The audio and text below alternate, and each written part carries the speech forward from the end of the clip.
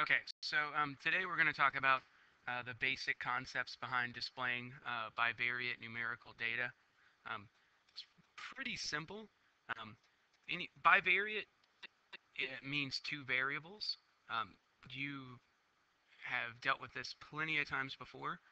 You've mainly seen this in the form of x comma y, where you have your variable y and your variable x. Well, it's the exact same idea here.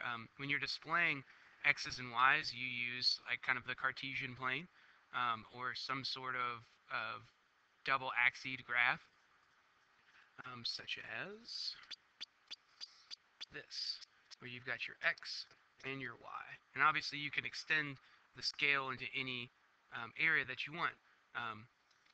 So for example, if let's say I wanted to plot, I found that, I had the point 1, 4.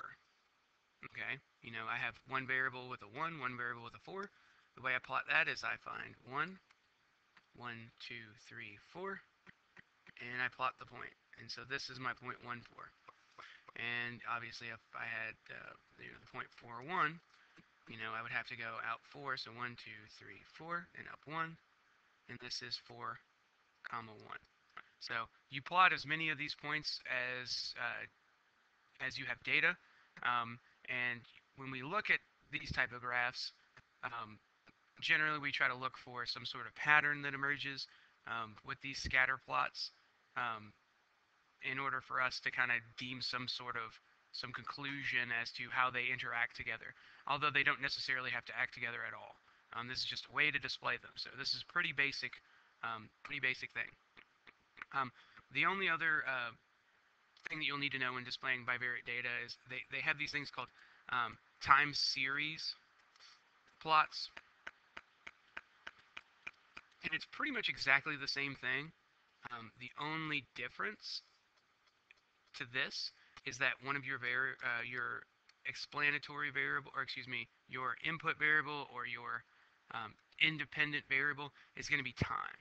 So time goes down here, and you could say, let's just say money. It doesn't matter what it is, but you just say, you can have the year 2000, 2005,